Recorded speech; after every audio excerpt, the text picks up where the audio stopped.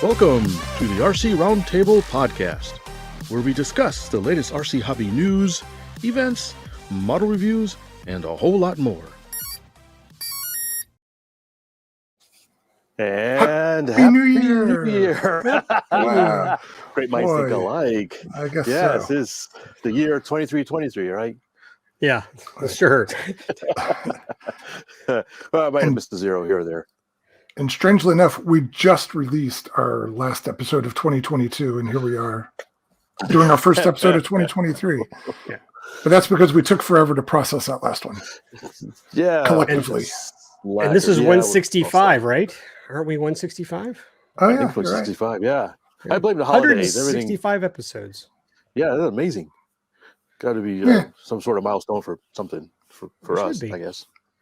Anyways, welcome to the 2023 version of the RC Roundtable, brought to you both in audio and on YouTube in video, stereo vision, monster vision. Anyways, On your smartphone. Smartphone. Oh man, I got an awesome smartphone. Do you see that, my baby? Anyways. Oh, this friendly reminder where we we do a podcast and our shows are now on YouTube. So whenever you hear us talk about show and tell, you need to pull over, get off your podcast, and then watch it on YouTube. Get on YouTube, subscribe, hit the bell, and And join we have us. to be better about not talking about things they can't see. That is correct, Terry. You have to keep us in line. I stunk at it in last your time. Mind's eye. Well, the guy that stinks is Death Terry Dunn. What? No, read it. There's a by story UMax. behind it. Yeah, you'll get the Okay. story that explains all that in a If little you're while. watching YouTube, he's got a label that says "Death by UMX." That's it's better than BMX, I guess, but we'll have to hear that Ooh, story. gosh, yeah. And the undead is Lee Ray. I'm still alive. You're alive, yeah, getting- yeah. You're on the mend. I'm on the mend. I'm getting over the China virus, and it did me in for 2 hard weeks, and I'm doing much better now. Thank you. That's good. That reminds me, I need to ask you something after the show. So remind me to. Oh, okay. About the virus, sure. I'm an expert now. I asked you before, but I forgot, so I had to ask you after. All right. Anyways, today we have a special guest. First guest of the new year. We're bringing a new year with a real high quality guest here at the RC Roundtable. And We don't know that yet. We don't know. Well- It remains to be seen. Theoretically high quality. We'll see how he does. He hasn't sent us a bill yet. Yeah. We don't know how much it's going to cost us. He hasn't ghosted us yet. Well, anyways, without any further ado, let's welcome Mr. Lucien Miller, the CEO and president of Innovative Designs, and also a With an co-host of his own 8. podcast. How's it going, guys? Fly. Hey, thanks for joining us. Well, thanks for having me on. It's good to get with other podcasters and talk about model airplane stuff, man. Oh yeah, bringing a new year on a high note here. Mhm. And thanks so much for joining us. We really appreciate taking the time out to talk to us, 3 yahoos about model airplanes and stuff and things. And not only that, but we reached out to him earlier today. And we've kind of been chatting for a month or so, but this was super last minute. So thank you for clearing your schedule to accommodate us. Yeah, No talk about problem. quick reaction force. Yeah. All right, so let's get started. We got a whole bunch of stuff we want to talk about, so let's A lot. get at it. First of all, Mr. Lucien, Mr. Miller, tell us about yourself. I presume you fly model airplanes. I do. I got involved in the RC model hobby when I was about 14 years old. I mean, as a kid, at like 10, 11, 12 years old, I used to build those little Comet kits that you could buy at Kmart's for 97 cents, and I'd climb up on the roof of my house and throw them off to get a little extra distance. And that graduated into control line. And then I got into RC cars for a little while. But then one of my dad's friends that he worked with, a guy named Kenny Muir, who's still around today. I think Kenny's about 86 years old now, but he taught me how to fly back in 1975 when I was 14 years old, and just got hooked big time. on RC model airplanes, and been doing it ever since for the last 47 years. And over the course of that time, I've actually owned 3 different companies related to the hobby industry. My first one was when I was 23. I came out with a product called No Heat Trim Solvent, which was used to put monocoat over the top of monocoat without using heat. And then I ended up coming out with a series of products called the ball bearing servo conversion kits that you could buy, and you could take at that time, the Futaba or the Airtronics or the high-tech stock servos and replace the top case of the servo with one that had a ball bearing in it. So you could tighten up, the slop in your servos, and you could buy a whole set of.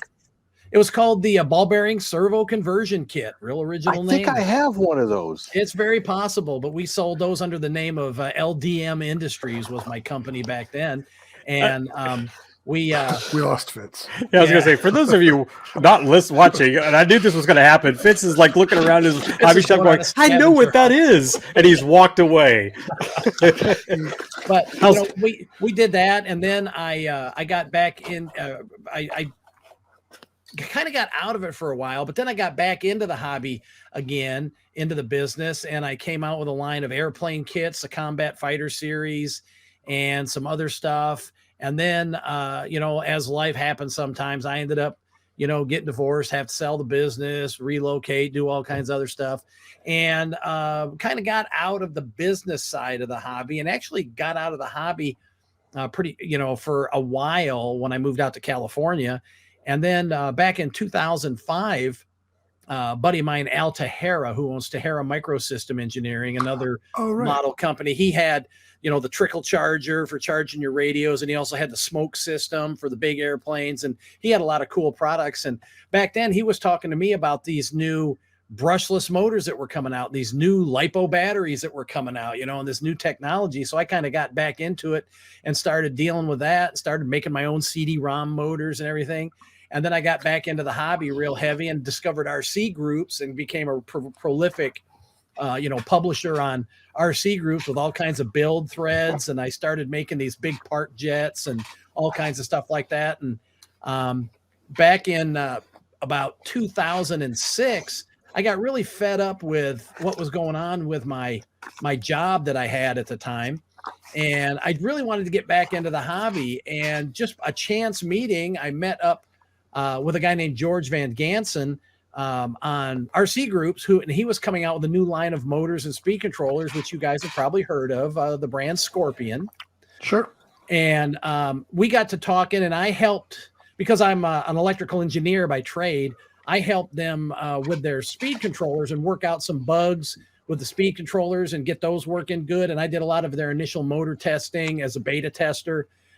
And very quickly, George and I kind of hit it off, and he was actually vacationing in Southern California, and he was staying at a hotel in the town that I live in. Like, what are the odds of that from a guy that lives in Hong Kong to come to San Marcos, California, and with his family to go to Legoland, and he was staying 1.5 miles from where I live, So we met up, and he was wanting to bring this line of motors out, and I told him, hey, I want to get back in the hobby again. So we set up an agreement where I would be their North American distributor for Scorpion products. And we did that for about 13 years. We brought, the Scorpion name out and helped develop the airplane motors, and then the helicopter motors and all that kind of stuff. And we had a really great run with Scorpion. And, back about October of 2018, I had been going through an issue with a person I was with, and I ended up having to, for lack of a better term, divorce that whole situation and relocate my business back to my hometown of Monroe, Michigan. And so I was like a year without being able to really represent the Scorpion brand like I had in the past and like I really should have been doing. And then George came to me and said, hey, we need to get a different distributor. And so, they switched and they got Mikado USA to start doing, the Scorpion stuff. And, in that meantime, I had brought out and developed the Cobra brand, and I always wanted to have my own line of motors. So after Cobra was gone, I started developing my own line of motors, and I wanted to take everything I knew about motors and build them from the best materials that were currently available, and just make the best motor that you could buy. That was my goal. And I designed these motors, and we got a bunch of beta testers, and we sent samples out to a bunch of beta testers, and without fail, we didn't have a name for the motors yet. Okay. We had no idea what we were going to call them. They were just Innovative Designs motors. That's all we were referring to them as. And all four or five of our testers that we had sent motors to all come back and said, dude, this motor is so badass. This is like the most badass motor I've ever seen in my life. And then another guy came back and go, oh man, the performance of this motor, one word, badass, man. And after we heard this from everybody, we thought, that's a little edgy, but why don't we just call them badass motors?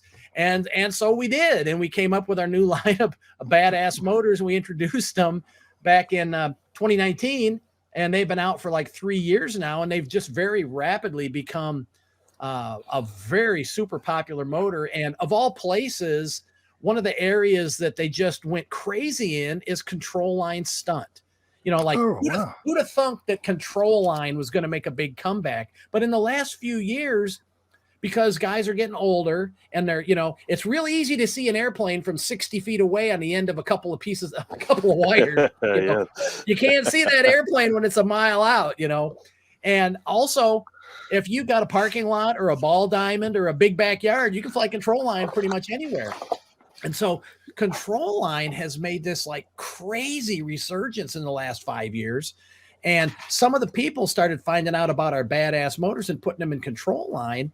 And there were several top people like Paul Walker and Orestes Hernandez, and some of the other big names in control line that started using these things. And at the control line Nats in like 2020, in the top 20 pilots, 19 of them were flying badass motors. And it's like, it just shocked me. I couldn't believe it, And so, we've gotten to the point now where, the badass brand has gotten some real traction. And you're seeing right there our new Tempest line. We wanted to have another line because with the acquisition of Great Plains by Horizon, Horizon has been phasing out all of the E-Flight motors. They're phasing out all the rimfire motors, and they're coming up with these new Spectrum motors. Mm-hmm. And there really wasn't a really solid quality value motor out there that had the kind of backing that we give our products with the prop charts and with the customer service and all the information that we do. And so a little over a year ago, we came out with the Tempest line. So now we've got like 3 tiers of motors. We got our badass line, which is our premium premier line. And then we got our Cobra, which is our middle of the road line. And then we've got our new entry level Tempest motors. And so we've got stuff, for, all the different budgets and all the different people that, depending on what they want to do with their products. And so they've been really successful for us. And we've just been, growing the business and adding new products on. And, that kind of brings us to where we are now, and things are, going real good. And you mentioned that I had a podcast. When I went to the Scorpion factory in like 2008 for the first time to visit the factory, I came back and they had me on as a guest on the All Things That Fly podcast. And they were really, said, oh man, it was great to have you. And they started bringing me on like once a month as like the power system specialist. We did a little thing called the Power System Corner, and that kind of grew. And then one of the hosts had to leave the show, and they asked me to join in on the show. So I became a permanent host of the show in about 2009, and we ran with the show, for years and years and years. And we kind of had a hiatus there for a few years. People got changed jobs. People got, Moose got married, and the other host changed jobs and moved to Seattle to work for Google, and I had stuff going on, and we just kind of dropped the show for a while. And Moose and I revamped the show about a year and a half ago, and we started doing it again. But then my father came down with he got his COVID vaccines, but then he got a horrible allergic reaction to them. and ended up in the hospital and almost died. And ended up having to have a pacemaker put in, and then he got a sepsis infection from the pacemaker. And I mean, for like all of 2021, I was at the hospital with my dad, taking my mom back and forth. And so I just, there just wasn't time to do the podcast or anything like that. And so that sort of fell by the wayside. But I do want to revamp it, get it back going again. Hopefully now that things have settled and Dad's, back on the mend, he's doing good now. Good. And everything's, kind of back to normal, if there is such a thing as normal anymore these days. But that's kind of where I'm at right now. And we're in our 16th year at Innovative Designs now. Wow. And, it's been going for a good run. We started it in 2006, and so this is the beginning. Right now it's starting our 17th year. So one of the things when I first realized you guys seemed to be making some inroads was I was at the SAE Aero Design competition, and I saw at least one of your motors on one of the planes. Right. And in that competition is they need as much power as they can get out of whatever power system they're using.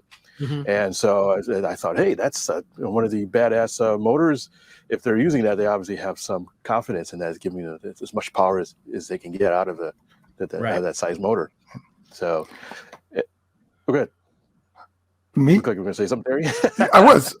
Well, I wanted you to finish your part, but I was just curious. You said that the name Badass was a little bit controversial. Did you get any flack from places where you wanted to advertise? We did get a little bit. I mean, actually, the Academy of Model Aeronautics caught a little flack from some ultra right-wing conservative people that thought that was a travesty to have the word ass, but you watch TV these days, and I hear the word, my fiance Juanita and I, we kind of have a counter. We kind of laugh every time we hear the word badass on TV. I mean, it's just all over the place. And, I had, some crazy, I won't call them crazy. They were very ultra right-wing evangelical Christian people, and they were offended by the name of the motor. And, so, I can get that point. And I told him, I said, well, it's, the word ass is all over the Bible, and when we say ass, our guy, Jack, who's our little spokesmodel, he is a donkey or an ass, as they call it in the Bible. And I sent him a list of all the Bible verses where the word ass was used, just to show him that it was in the Bible like 67 different times. And he took great offense at that. He called it blasphemous, whatever. But, it's like, it is what it is. And 99.7% of the people think it's a cool name and they love it. And so there's always going to be a couple people, no matter what you do, that are upset, but we've gotten really good response for it, and I do get some older gentlemen like, yes, I'd like to order one of your BA motors.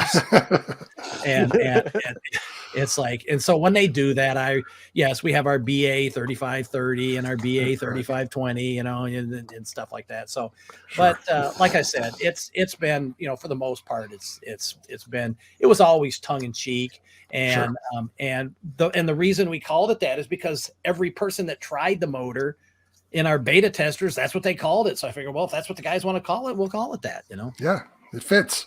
It does. You ever get somebody that uses the British pronunciation, arse, or is it Ireland, or whatever? Bad arse motors? No, I actually have not run across that one yet.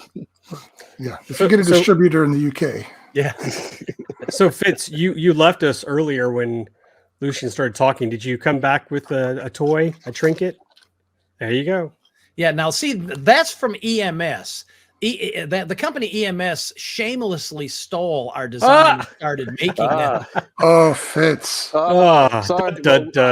Digging up controversy. That's what they look like, and it was just a servo top with a ball bearing. It's badass. And yeah, but that was the product, and that was just that was another company that just blatantly copied our design and started making them. Oh, sorry, apologies. No offense. That's okay. I'm over it. That's that's in the past. Great content, Fitz. Yeah. Now you mentioned, was it Tahara Microsystems? But Yeah, Albert Tahara from Tahara Microsystems Engineering.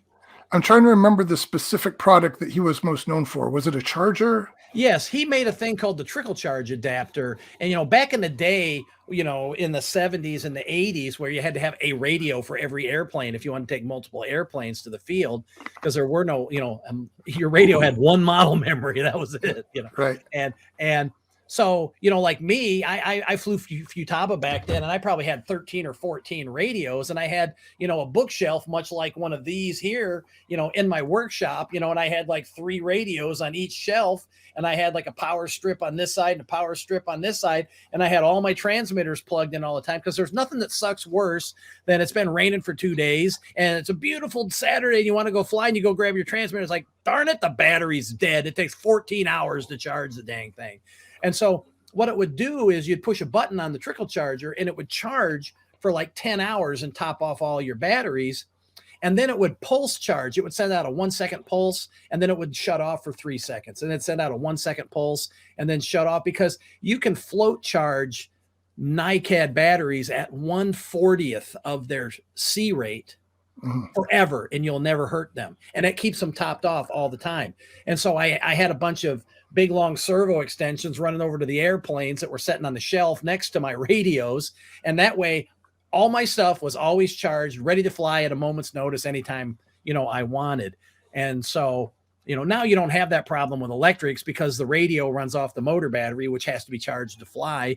And, we're putting LiPo batteries in transmitters now, and you only charge them like once a month, so, and if you want to charge them, you can fast charge it, in the car on the way while you're driving to the flying field in a half an hour, and you're ready to go. So, but that was his product that he did. And he also had a smoke pump that would plug into your retract channel that you could turn on and off in flight to pump smoke oil into your muffler for, big gas or planes when you wanted to do smoke writing. So that was another one of his products that he was very well known for.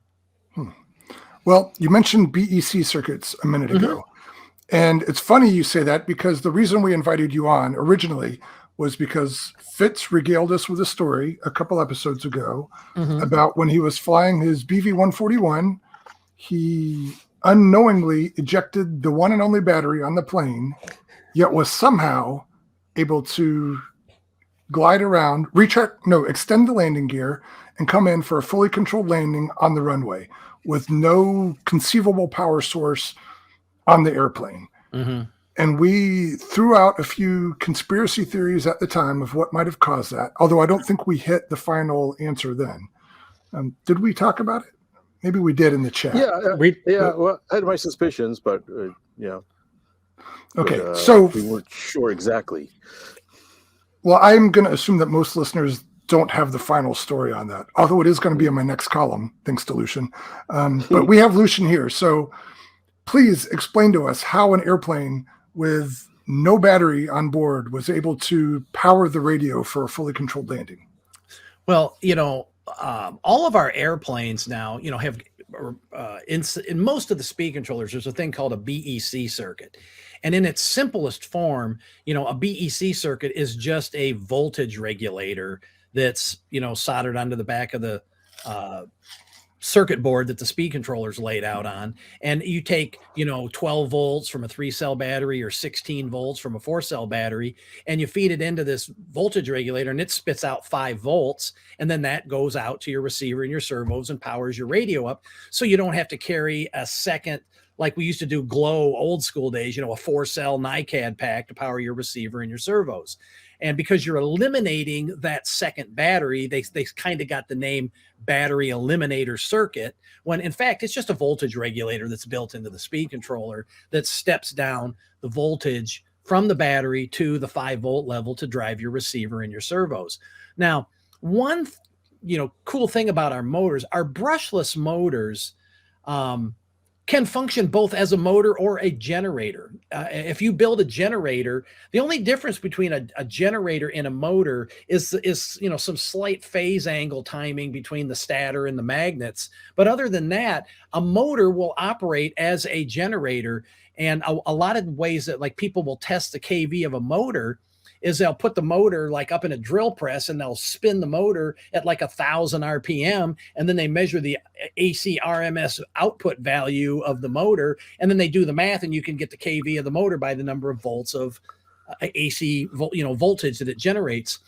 Now, if you've got a motor with a kV value of say 500, okay, and you are flying around and your battery falls out. Well, now your motor is just freewheeling. The air's hitting the prop and if you don't have brake turned on in your speed controller, whenever you have an electric motor and you shut the power off to it, they will usually windmill and freewheel. Well, while it's doing that, the motor's actually acting like a generator.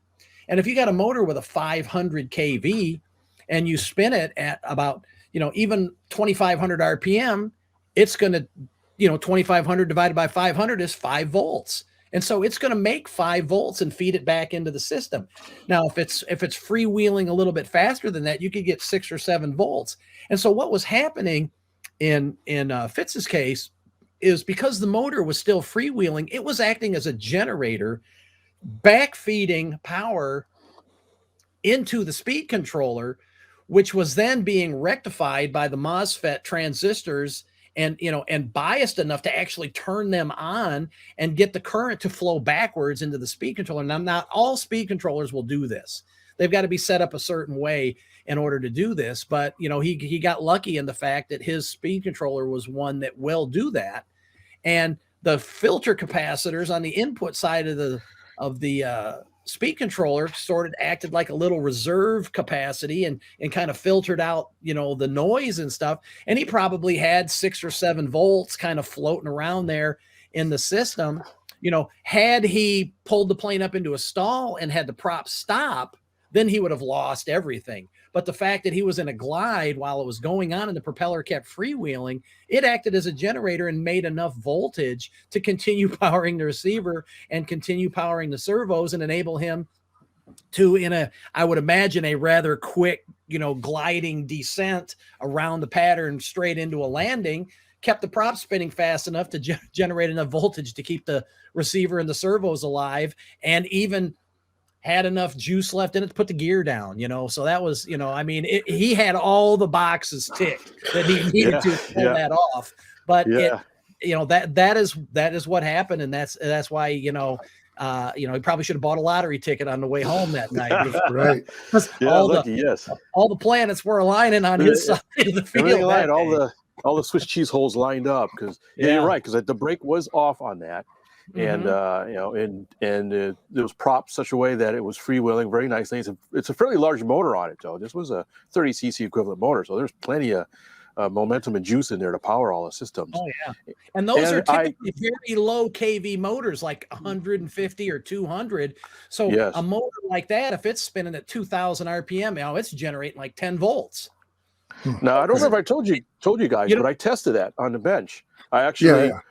I stuck a glow engine starter to it and spun it up, removed the battery, and it maintained 5.5 volts on a servo rail. Right. So, this is good to have this technical explanation of how you were able to get the power to the receiver, but there's still an element of mystery here. Yes, all the planets had to align even to make that part happen, but I'm still super impressed that this asymmetric airplane that requires that battery for both lateral and fore aft CG, when that was gone, somehow that airplane was still flyable. And you got it back on the runway in one piece. Yeah, it flew okay. I could tell something was a little bit off, but I figured because half the canopy was missing, that's why it was off a little bit. But it turns out because it was just there was no battery in there. Right. So even if you had a separate receiver battery and you had flung the flight battery, I would have been, wow, that's a cool story. How'd you land with the bad CG? But this just goes 1 degree further. Yeah, I should mention that when I first flew this model, when I first built it, the batteries weren't in the cockpit area. They were actually in the fuselage. Okay. And so it flew like that. It needed a bunch of aileron trim, but it flew like that.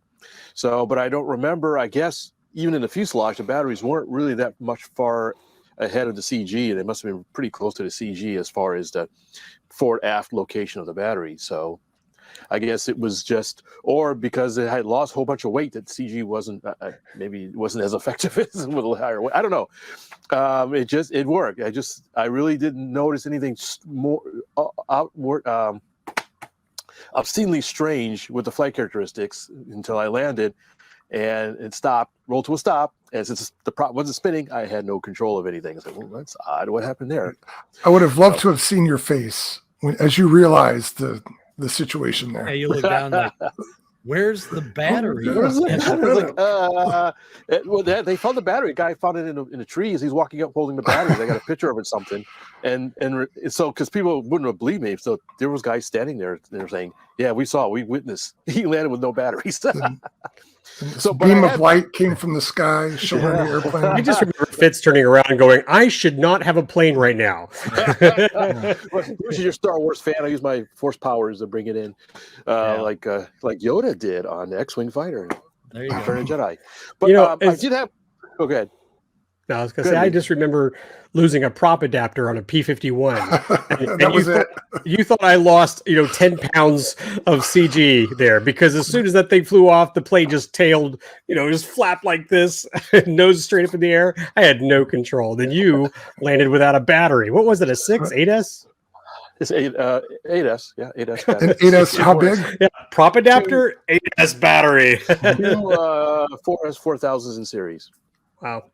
That's what, 2 to 3 pounds of battery, right? Yeah, it wasn't anything Battery. light. Yeah, it was a significant weight. So, but it's a big plane, 80-inch airplane. So, as a percentage, it's probably not all that much. Yeah. But Lucien, you kind of hit on something that really kind of threw me for a loop at first when I was figuring this all out, in that this had to have been a conscious design of the speed controller designers, right? For them to take the back EMF that the motor generated and to be able to rectify it and feed it back into the BEC circuit. Honestly, I doubt if any electrical engineer would do that by design, because the last thing you want to do is put voltage into the output. That's usually bad. It's just the way that some of the speed controllers are designed.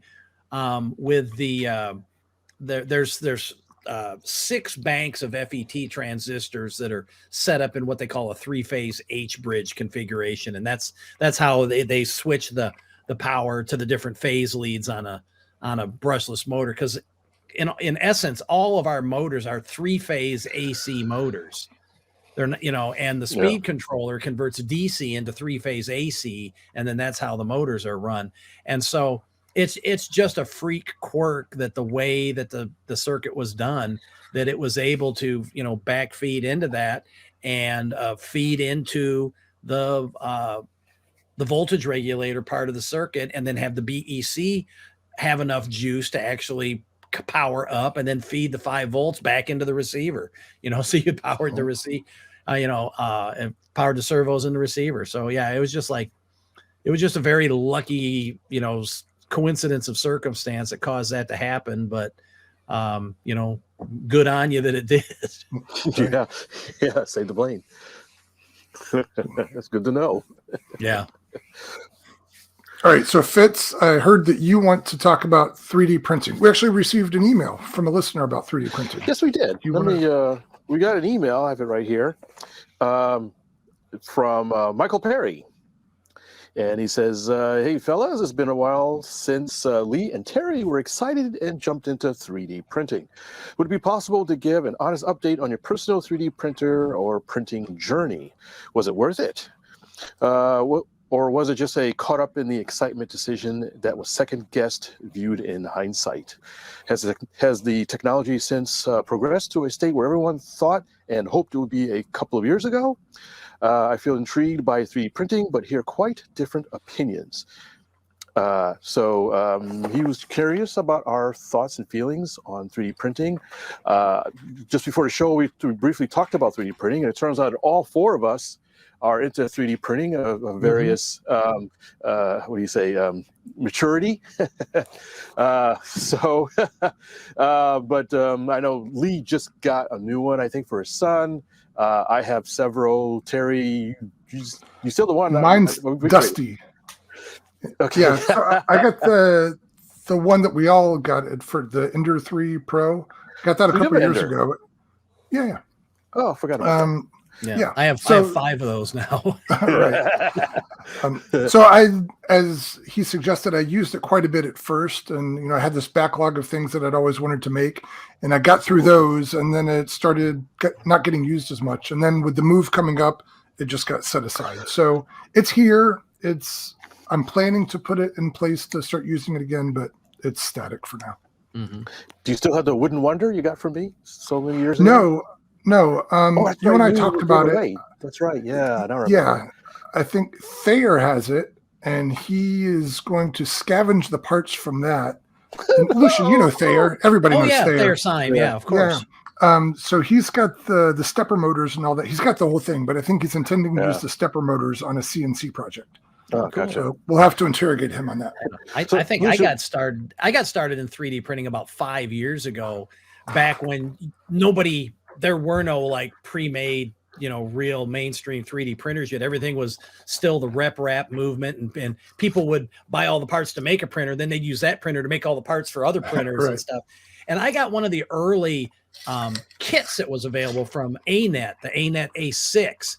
And it was I remember those. It's all made out of laser cut black acrylic 8mm thick plexiglass, and it's got all linear slide rails and stuff. And I built that thing, and I have Frankensteined the crap out of that thing. I've put about 30 mods on it, and the base frame is so kind of flimsy and twisty because it's just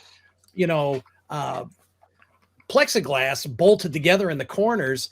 And so what I ended up doing was somebody had built this or designed these brackets, these support brackets, and I bought a 24 by 18 inch piece of butcher block, and I put all these support brackets and bolted it all down to this piece of butcher block, so then I could then pick it up and move it without twisting it and throwing it all out of whack. And I started with that one, and then I bought an Ender 3 and got into that, and then I bought a Artillery X1 because I wanted a little bit bigger printer that it was a 300 by 300 by 400 millimeter. Love that thing. And then I bought another Ender 3, and then I bought another Artillery X1. And then the local Micro Center store here, every once in a while, they'll put on a special where they sell Ender 3 Pros for $99 if you sign up with a new email account on, well, heck yeah, I'll make up a new email account so I can get a printer for $99. And so now I've got 3 Ender 3s, and I've got the ANET A6, I got the 2 Artillery X1s, and I have bought 2 more Ender 3s that are still in the box for $99 a piece because it's cheaper for parts if I ever need Good point. Yeah. And my brother Rob, who's the artist that designed the Jack logo for our badass stuff, he was a contestant on that show Face Off on the Sci-Fi Channel back in season 8, and he is a artist, and he designs stuff and then 3D prints it and paints it and sculpts it, and paints it and then sells the stuff. And he's got about 23 printers now. And he's got like 18 FDM printers and a half a dozen resin printers. I just got my first resin printer a couple of months ago. I got the Anycubic Photon Mono 4K, which has a build plate, about the size of your cell phone screen. It's about a 3x6 build plate. And I've used that to make all kinds of cool stuff. I'm completely surrounded here, by stuff, a 3D printed a little dragon for my grandkid, and, steampunk octopus, and a couple years ago for my fiance's birthday, I 3D printed her a dozen roses with a nice vase, Oh, that's pretty cool. I mean, I've got all kinds of, 3D printed stuff here. Groot from Guardians of the Galaxy, and all that kind of stuff. So my 3D printers run all the time. And, I've actually designed a line of products that we sell on our website that I designed in SolidWorks, and we 3D print on demand and sell. So I actually make money. I've actually sold enough, of these new motor mounts to pay for my printers, which is kind of cool. Oh, wow. You can so we've got those on the screen now. What material are they? We make them out of PETG, which is a very high strength plastic. And because I designed the badass motors in SolidWorks, I use the badass motors as my model. As you can see how the mount fits perfectly, air holes and everything just fit on there.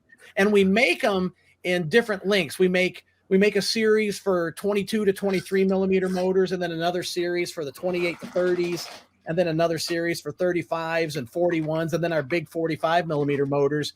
And what we do is we make them in 5 millimeter increment lengths, but then we also include 3 spacer shims, a 1, a 2, and a 3 millimeter thick shim.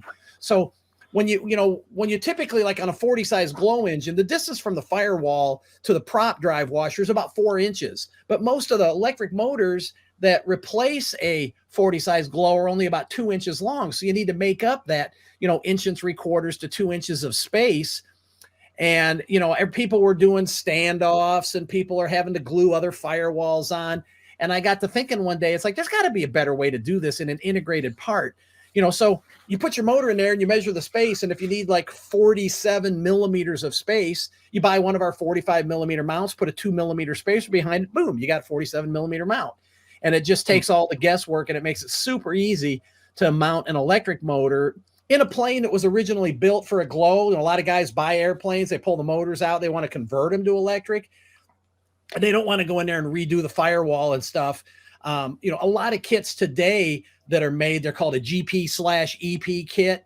Right. And they have the firewall in the normal position for a glow engine, but then they also have this little plywood box that's about a 2-inch cube that they make out of 1/8 plywood. And then you can glue that, it keys into the firewall. So you have an electric firewall 2 inches ahead of the original firewall. So you can do that. But if your kit didn't come with one of those, or you're updating it, then these 3D printed mounts serve that purpose and allow you to put a motor very easily into an airplane and take up that space. Do they all have 0 degree thrust angle? They're all set up 0 degree. Now, we have had some customers contact us, and because I did all the CAD files and I have all the design, it's like, hey, I want one of these, but can you put 3 degrees of down thrust in it?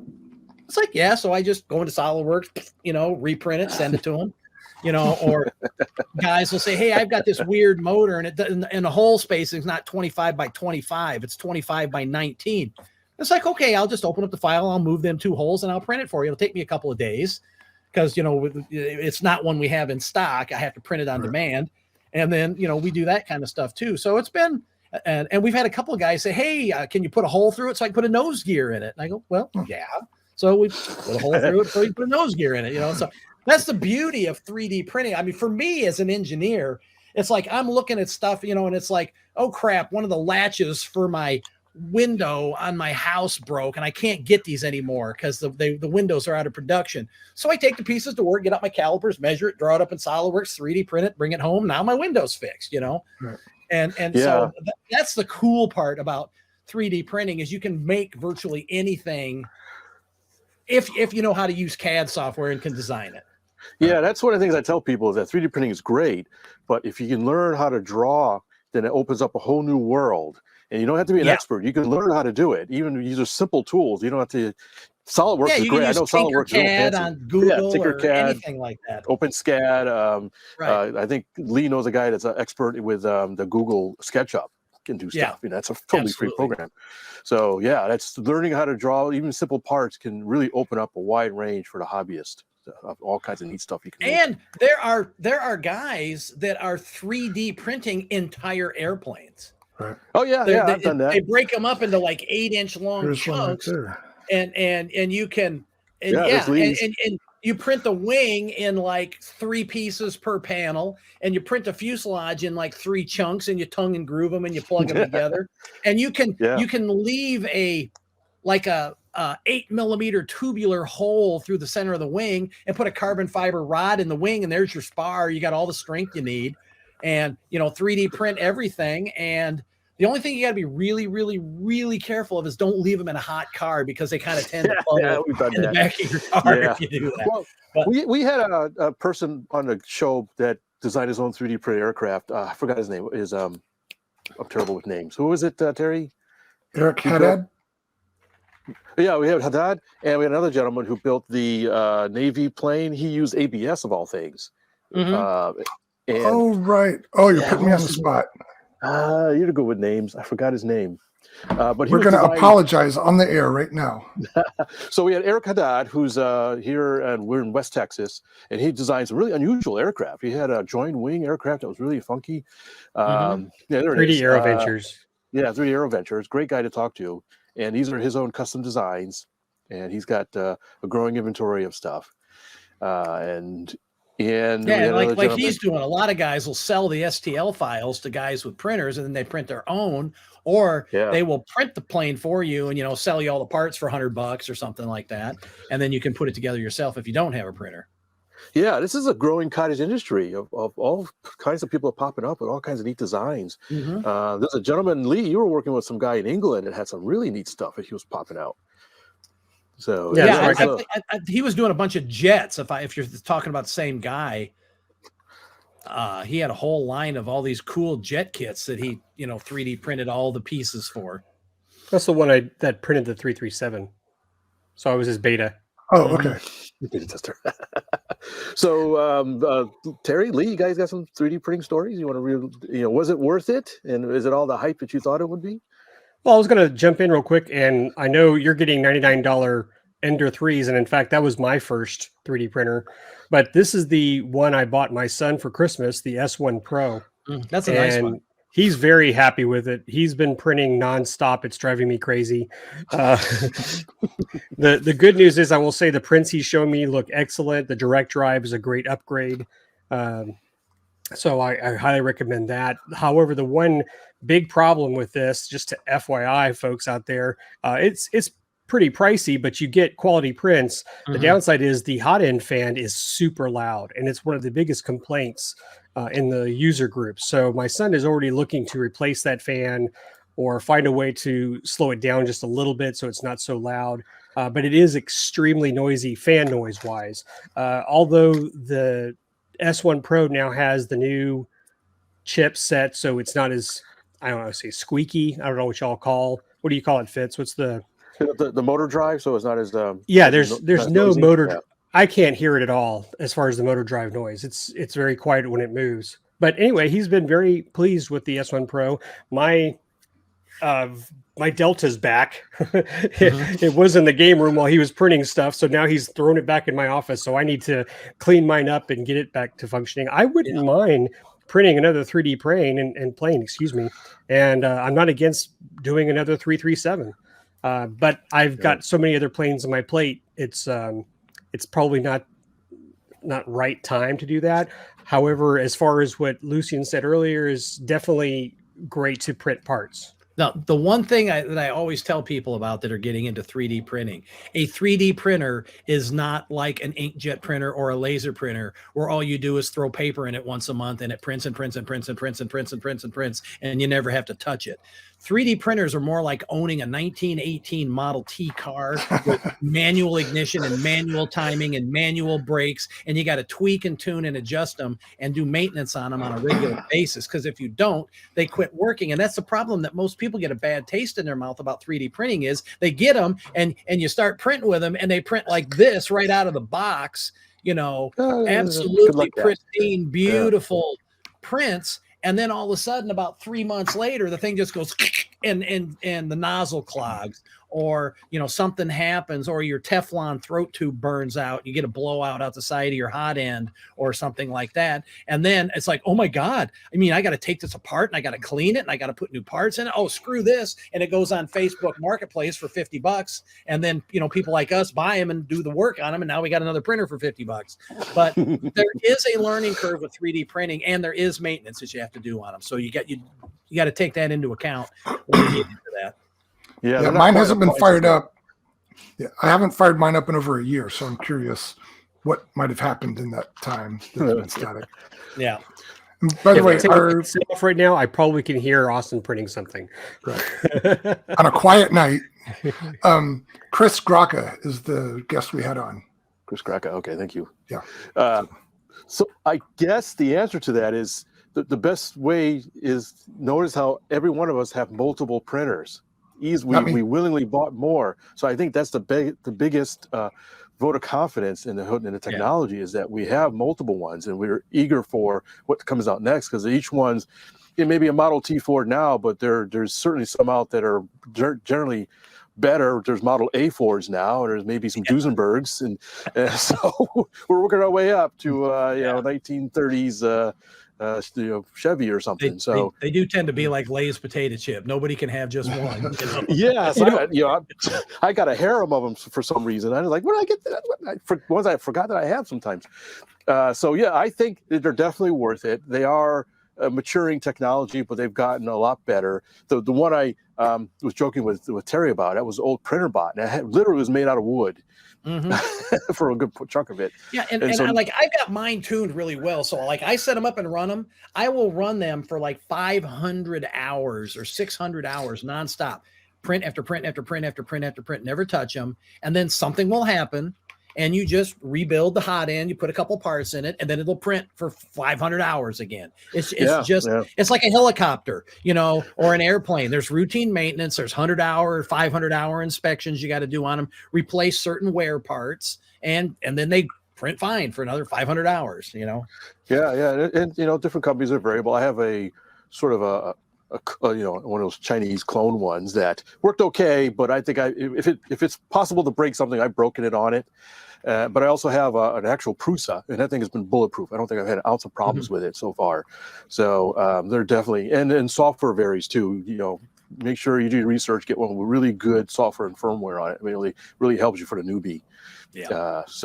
A friend of mine just got one, a really interesting, I forgot the name of it, but it can hold, I think he said 12 spools, 8 or 12 individual spools. Wow. And each spool can have an RFID tag, so the printer knows which one to use for different colors. So he can use printing multiple colors thing that he had designed. And it has like a laser leveling system, and it's got built-in dehumidifier in it. It slices it, dices it, it walks your dog. It's got a built-in camera. It can detect when your print has failed, apparently. So it's got some sort of image recognition on it. No, it calls you. I think it literally will send you a text. Yeah, as a matter of fact. It just came out. I forgot the name. It's not one of the big brands. It's some new company. And if it had a finger, he put a ring on it, because it's been really, really interesting. And he's relatively new. He had some bad luck with I forgot what he had. I think it was an Ender. He had some issues with it, but he liked it enough to get something new, and he's been just smitten with it. So stick with it, Michael. I think we all four of us have say that it's definitely worth it. It's one of those things that you don't realize you need until you get one, and you realize how awesome it is, especially for a hobbyist. Well, as Lucien said, if you can go to Micro Center and pick one up for $99, that is definitely worth it. $99, no brainer. I lost Lucien. He'll come back. Well, I think the key is what somebody mentioned earlier. You have to be willing to invest some of the time to learn how to get comfortable with the modeling programs so that you can actually design the things you want to make. Otherwise, it's a tool without a purpose. But if you can invest a little time to do that, you're all set.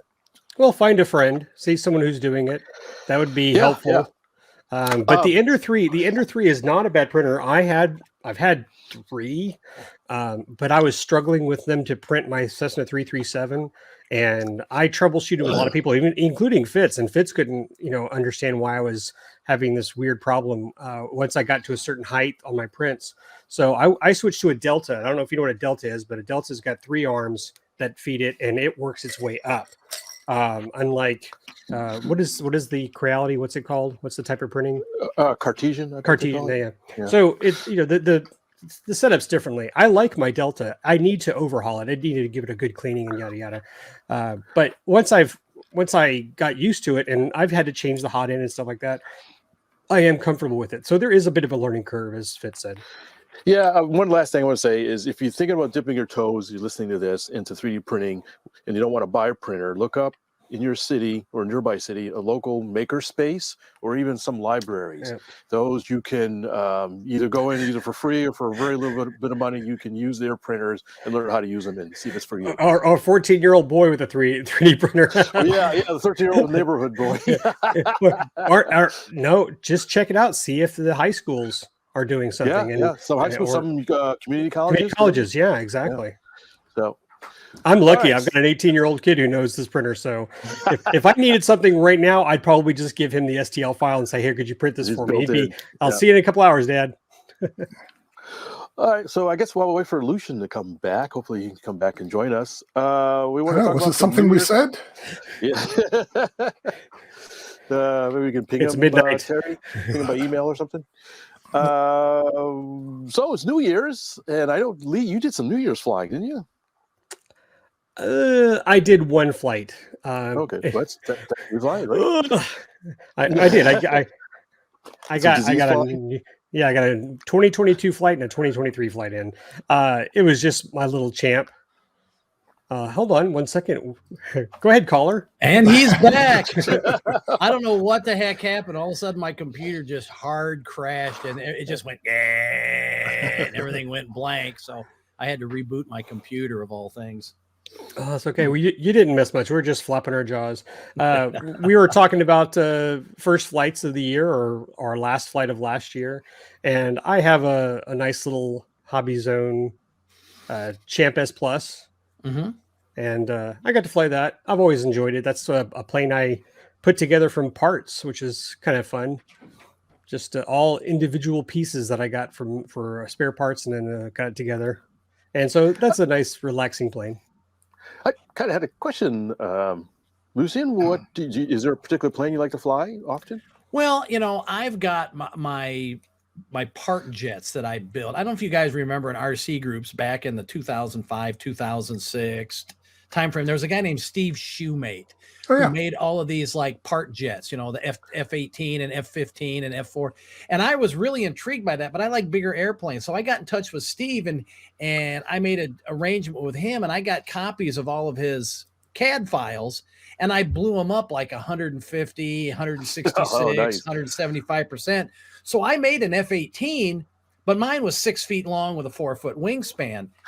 These are still it's got like right? 950 square inches of wing, and I built it all out of blue core, fan fold stuff. Oh, okay. So you got this great big airplane that's the size of a ducted fan jet, but it only weighs 4 pounds.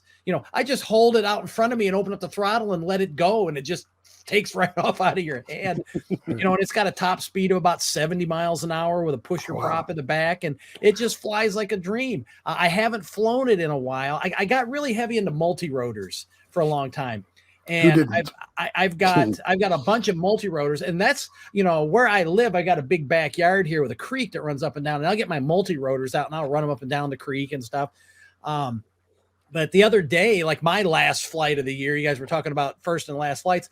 I had an old, my company used to make a line of quadcopter frames called Next Level Multi-Rotors. And I've got this like 500 millimeter hex quadcopter. It's got 6 2213 size motors with 9-inch props. I hadn't flown the thing in probably 8 years. And it's got a DJI NASA flight controller in it, and a Spectrum AR6100 receiver, I think. And I grabbed my DX8 radio and I bound it to it. And I threw a battery. I said, man, this thing hasn't flown in 10 years, right? Powered it up, beep, beep, turned it on, took off, flew perfect, trimmed perfect. I was like, amazing. A plane, a quadcopter sitting on the shelf for 10 years, pull it out, slap a battery in it, and it flew. I was shocked, that it flew, And so, and I've got some little tiny, little quads that are about this big, and I fly them around in the house and chase the cats with them and stuff like that. Well, as a motor salesman, the idea of a hex multi-rotor is ideal. If you can sell 6 motors. 6 times the fun. Too bad that didn't catch on. Yeah. Yeah, it's nice when people buy 6 motors and 6 speed controllers at a time. You know, it gets to be a nice sale. Right. So speaking of the Steve Shoemate designs, our buddy Sparky makes canopies for those. So if anybody out there is still building those, you can get canopies at Park Flyer Plastics. He pulls. I don't know about the big ones. You got a vacuum forming machine. He pulls the canopies out of polycarbonate or something. Yeah, cool. Awesome. Yeah, he did a large one. Oh, cool beans. Right. I had a 2023 flight, but that'll come for later conversation. I know that Fitz and I will touch on it. Like, not an offline conversation, just later in the show? No, later in the show. You and I can both talk about a 2023 flight. All right. Go ahead, so, Terry. I've got a final flight of 2022 that happened at home. I've mentioned before that the new place has a lake out back, and at least the surface of that lake has appeared frozen for several weeks. But me being a southern Florida kid, I don't know when to tell that it's safe to walk on the lake. So I was just taking it easy with that. And then sometime last week, I saw some people walking around out there, and they were actually ice fishing. I'm like, okay, well, obviously it's safe now. So on New Year's Eve, the wind was finally calm, and the sun was out a little bit. So I took one of my, I'm sure I've talked about it before, but it's a park flyer that looks like a kite. It's based on the old free flight design, the Stringless Wonder, and it's just the same thing, but made out of foam board. I took that out there with wheels, took off for the ice, and floated around for a few minutes and had a good time. It worked perfectly. Cool. And I did not fall through the ice. That's always a good thing. So that was my final flight of 2022. And then for my first flight of 2023, I was actually invited to an indoor event. So I'm sure you guys have talked with, or at least emailed with, Craig Sigman.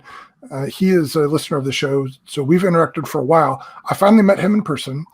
He lives in Appleton, which is not too far from here, and he invited me and a group of other people to this indoor event at one of the high schools in Appleton in their gym. So I went down there and we flew UMX planes, or just planes, for a few hours on New Year's Day. And we had a good old time doing it. And that is where my handle from today comes from. One of the planes that I took was my UMX Parallax, which is, I don't know, like a 20-inch span version of the Parallax, using guts. I think it was out of one of the UMX pits or the Beast, one of those things. And the space we're flying in is a single basketball court gym, which appears pretty big when you're looking at it from the edge. It dramatically shrinks as soon as you launch a brushless powered airplane. And so it was just barely big enough for this Parallax, but I was flying around and it was fine. And I decided I was going to show off how well it knife edges on the one side. And so I did one pass. I had to go from corner to corner just to have enough airspace to set it up. So I did one pass and I didn't quite get it going. I'm like, all right, well, let me get deeper into the corner and try this again. And on the second try, I stuck with it too long. And then I got to the opposite corner with no way out. And then I just started throwing the sticks around. And I'm embarrassed to say I put myself in a position where I completely lost control of this airplane. I got behind it. And next thing I knew, it was heading for all the pilots. We were standing in a line against this wall. It was heading towards all of us. And I like to think that I consciously flew it at me purposely, but it might have just been lucky. But it hit me. I hit myself in the arm with my own airplane. And I'm fine. The airplane's very fixable. It just busted the firewall off. So it wasn't as dramatic as it felt, but it was embarrassing. But was it entertaining? Did people cheer and laugh and pat you on the back? That was great. No, I think they sensed my embarrassment and they encouraged me afterwards. And, they offered to help me clean up the blood. But, so they invited you back. Well, I don't know. We'll see. That remains to be seen. That's a big test. Yeah. But I had a really good time that day. Fitz, I flew that old B-17 that you gave me. Remember that Ultra Micro B-17? Yeah, everybody loves that thing, and that flies great. And I don't know if I told you, I upgraded it. I forget what battery they originally had for it, like a 250 LiPo, and it was a little bit tail heavy with that. So I've got a little bit of lead in the nose, maybe 1/8 of an ounce, but I upgraded it to a 260 high voltage LiPo.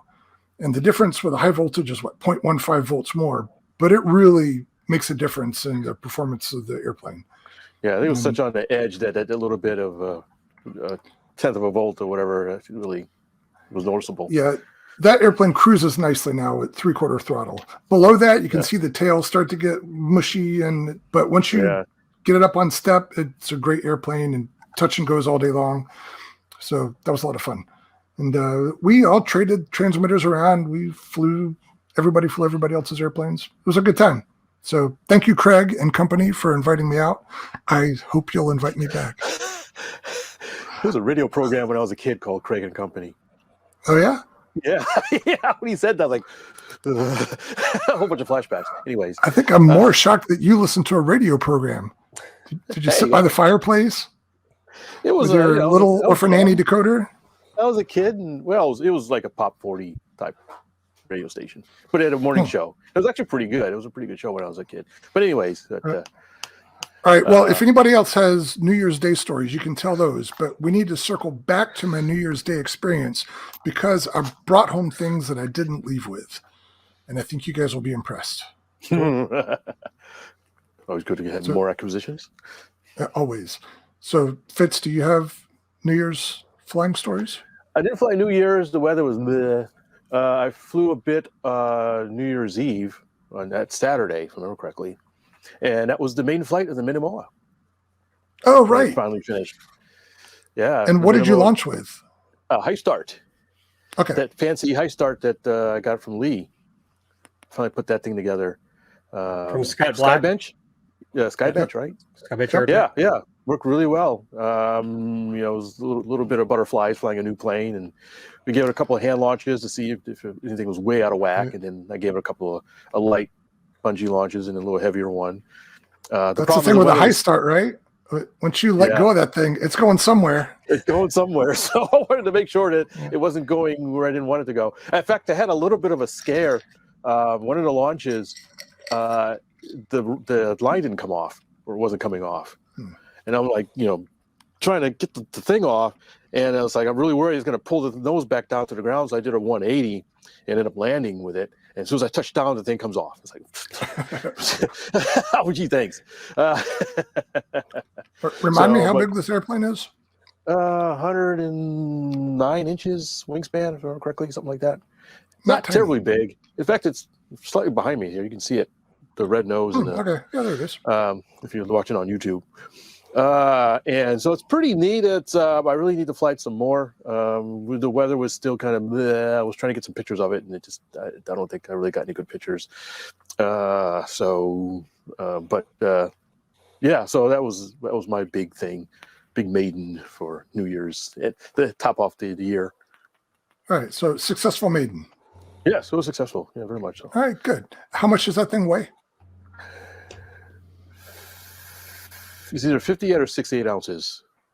Oh, so wing loading is nothing over nothing.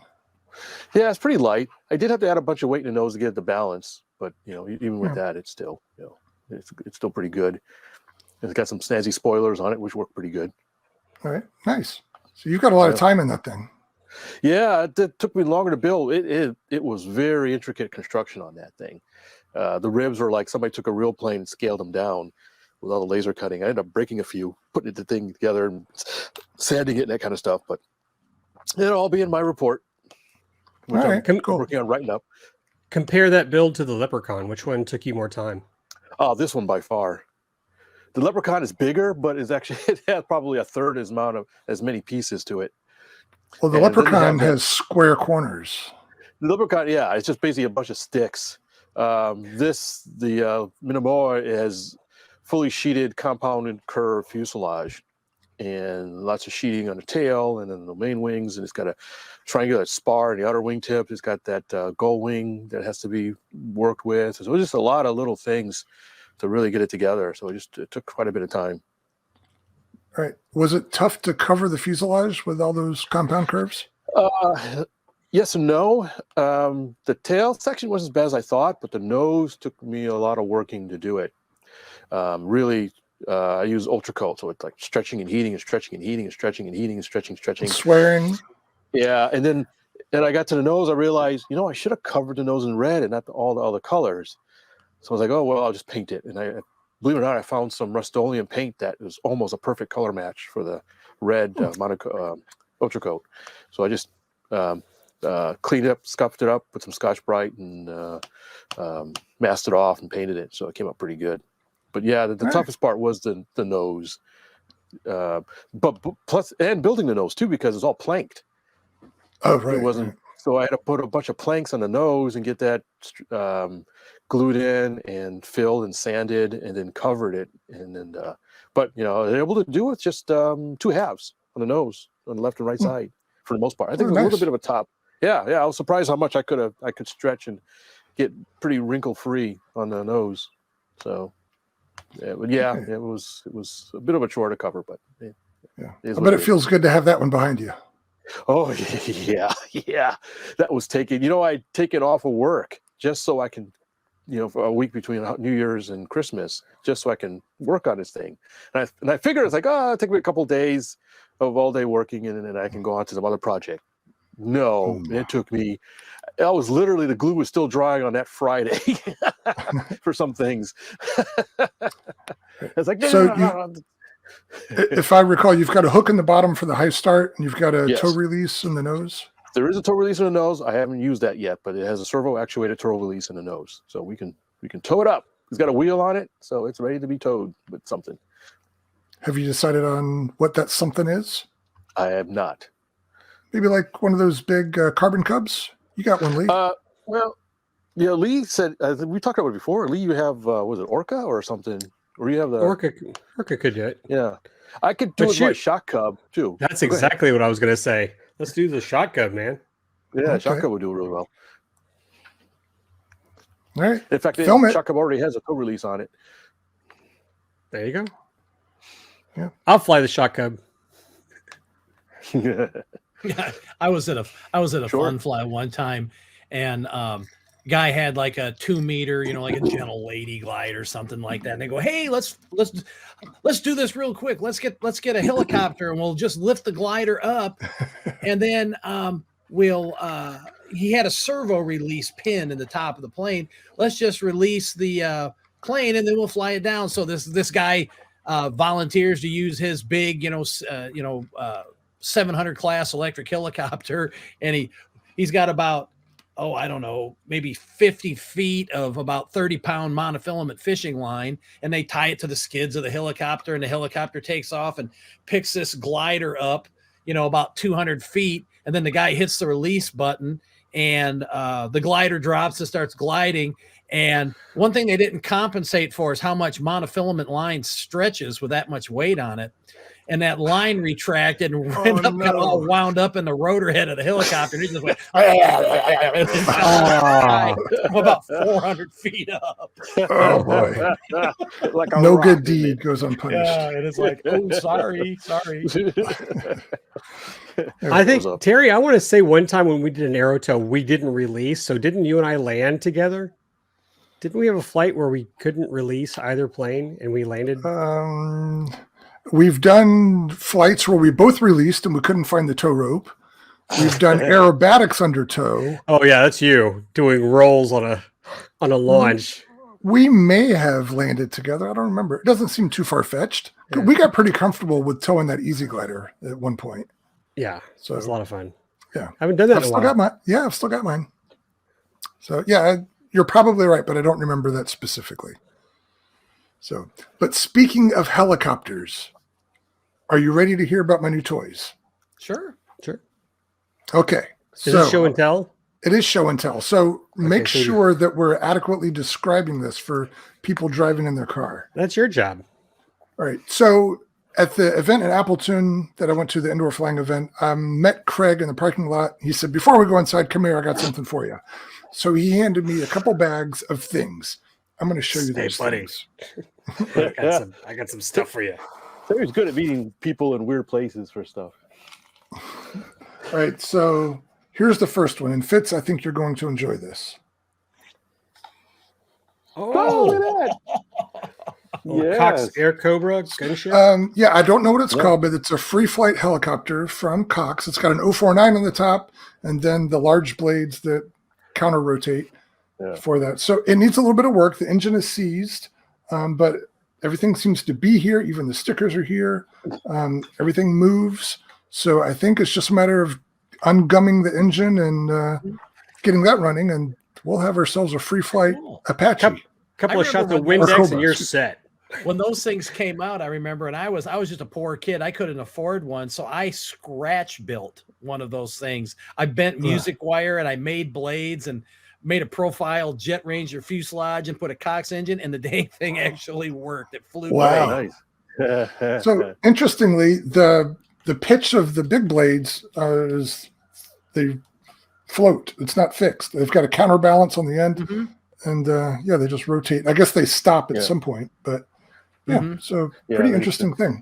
So Terry, yes, I have one of those. Do you? Yeah, same exact model. Have you flown it? I flew it a few times at Small Steps. Yeah. Okay. Cool. Is this the one? Go ahead. What's the one that gets all out of sorts? Was that the UFO? The UFO or the helicopter? Okay. No, usually it's the UFO. Will get kind of wobbly if you don't launch it right. But a word of caution with that, until you know how it performs, don't fill up the tank and they'll touch on the rich side, because they will go out of sight. If they lean out with a full tank, it will head for the moon. Really?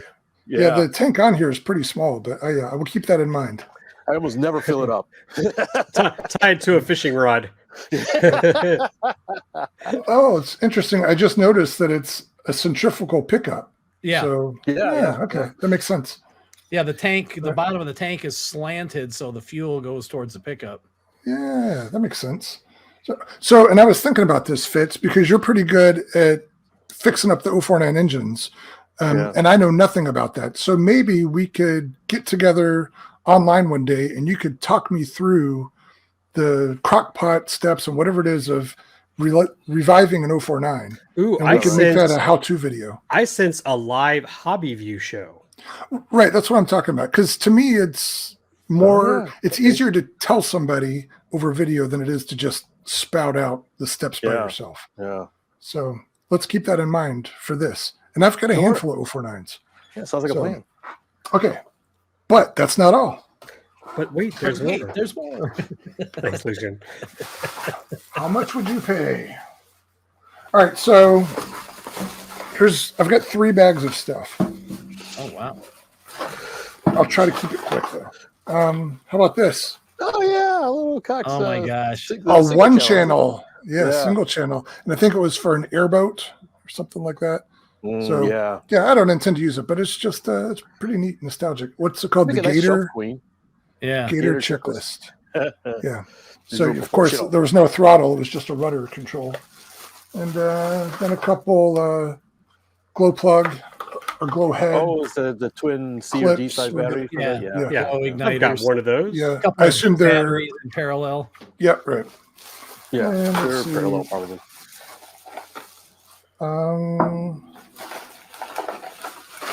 Where is it here? There's another engine in here somewhere. If he pulls out a Cox 010, we're just gonna have to punch him. Oh, in the yeah, face. yeah. There's a Like wrench 2 of them, and new some in box. heads. All right, so that's enough for that one. This other bag has a yellow aircraft F-18 in it. Just kidding. Oh, That's kidding. All right, so on this one, I've got all the parts here, but they're a little bit connected. I did not realize that this existed, but here's another Cox plane. It looks like a Cosmic Wind, but it's in some fantasy. No, I think it's a midget racer. yeah, that's what I think it is. It's a midget racer. That's what a Cosmic Wind was. Yeah. But it looks to all be here. Line. Yeah. The flight lines are tangled around everything. Does it have the engine? Oh, just cut those off. Well, Free flight? No, just cut those off. Put in the new. Put new lines on it. Yeah. I see. yeah, they're fuel soaked. Everything's fuel soaked and sticky. So there is an engine in the bag, but I don't think this baby is the one for it. It has no head either. Yeah, we can get heads. And there are some around here. This one I think is the one that goes. Yeah, that's the one that would go in it. Yeah. And so I think it's all here. It just needs to be gussied up and put together. And the wing is here.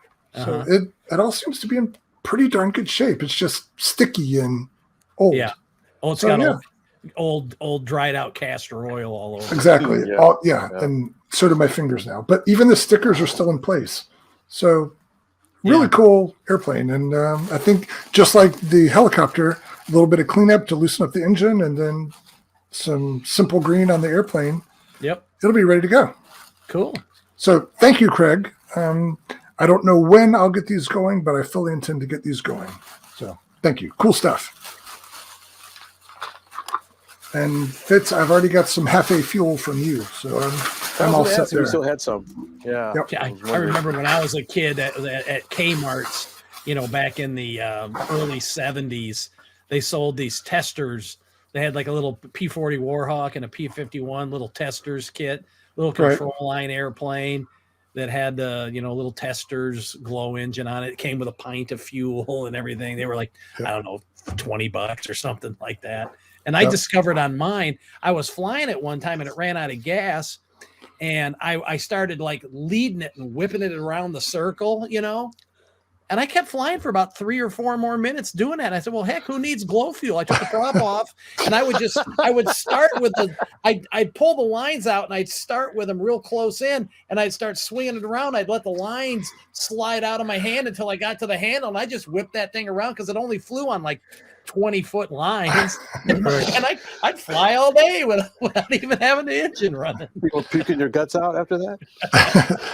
I used to do a similar thing with my plastic models.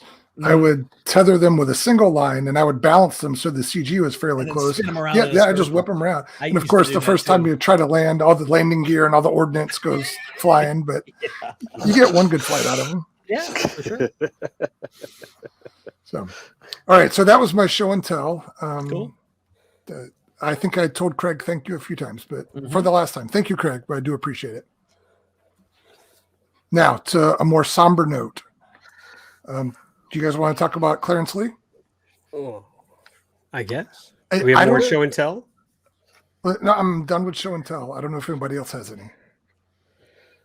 Fitz, do you have a show and tell? Not really. Oh, well, I was going to show and tell. Go ahead. Oh, you're a twatter. Well, I guess I could. It's right here, too. Yay. With floats. Oh, that's a little baby one. Yeah. So on our last show, we talked about the release of the UMX Twin Otter, and now both Lee and Fitz have Twin Otters in their grubby little hands. He's got his floats. Look at him. Inverted. I got to fly. That was I didn't mention it because I was waiting for Fitz and I to do our little show and tell. But that was the second plane I flew for New Year's because that was my Christmas present for my wife. I mentioned it on the previous podcast. I was crossing my fingers. So my wife did get me the Twin Otter. And I will humbly say I am still 0 for 3 on landings. Really? I'm ashamed to admit it, but not, mad because I will tell you that just goes to show you how well this landing gear is. But this thing does not float by any means. So you really have to have your hands on the sticks when this thing's landing because it pretty much drops like a rock. There's no flare.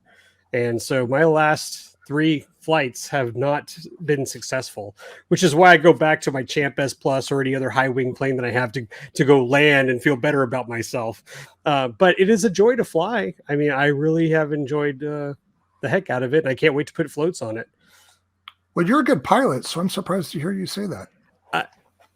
I am too. I'm disappointed in myself, but Fitz, you said you had a similar problem, right? Well, yeah, the first couple of landings were a little inelegant, but basically you just fly it in and you can do a pretty good land. The last, I had 1 or 2 that were really nice. If you do it just right, you can sort of balance it on the back wheels a little bit. And I had to say though, so I mean, this is my excuse. I'm in a cul-de-sac. And so my landings have been in turns. So I don't have this long runway. I'm not flying down a street. I'm having to coming right at me and then turn at the last second and cut across. Now, that being said, I can fly my other planes pretty well. So this one's it's going to take me a little while. So if you get one, I'll say be cautious about the landings. But as far as I am shocked at the amount of power that 1S battery provides. Yeah, it does really well. That's really good. Flies really good. And you get a good It is a lot of runtime fun. out of it too. Yeah. Are you using the 800 or 500 size? I'm using a 900. I actually had some other Ooh. batteries. Yeah. So it's been good. So Yeah, nice. they did good. Good job. Nice that you explain. So Fitz, I was curious. I watched your video where you're flying it off the puddle out there at JSC. In the end, it's nose in. That was not a graceful landing. Did you damage it? No, I didn't hurt it. Best I can tell is I stalled it. It was inverted, and then I did an outside loop, and I think I just didn't have enough. Didn't really throttle up long enough to kind of make it all the way over, because it kind of came over and then kind of flopped down. If you notice, it kind of went nose down, and I was in the process of pulling out when it hit the tall grass. So I think I just stalled it when I did an outside loop, half loop with it. But it's did. I just picked it back up and flew it again immediately after. And it was a lot of fun. The differential thrust works really good on the water. It looks really, really good. Right. And cool. the floats didn't seem to make a huge difference. A little more throttle needed to fly it around. But if anything, I think the CG changed slightly. I wanted to tweak it. I never got our chance to. But I think it flew fine, but I think the CG might have been moved back slightly with the floats. But we'll see. Well, as the battery discharges, the CG shifts back a little bit. Oh yeah, those electrons. Now, what you need to do is have the battery eject and see if you can fly back down with the with the generator. Yeah, you've got 2 generators now. Exactly. 500 volts. The lights were pretty good when I was flying in sort of a misty morning. It was foggy a bit, and the lights were really, really neat. And yeah, we're showing a video of me flying it now, and it's a fun little guy. It's pretty aerobatic. It's quite aerobatic, actually. Now, my running joke is I need to have people do this. Watch his video and then count how many times you hear Fitz chuckling, because he's like, I mean, he's having such a blast flying it, and it just made me laugh every time he did a loop or something. He'd go, It's like, now, does that thing have like little brushed pager motors in it, or does it have little mini brushless motors in it? Mini brushless. Wow, that's cool. Yeah. So, it's funny. You brought that up a second ago, Lee, about if the battery comes out. And I thought about it for a second. This is a situation where the flight battery is actually a lower voltage than what the radio uses. Mm-hmm. So it's stepping up the voltage. Yeah. So I don't think you'd have much luck if the battery fell out on this one, for several reasons, but that one in general. Well, and it weighs a couple of ounces, so yeah, the terminal velocity is going to be pretty low. Got like no momentum. So let's check out this landing. Let's see how he does, or is this a flyby? That's a flyby.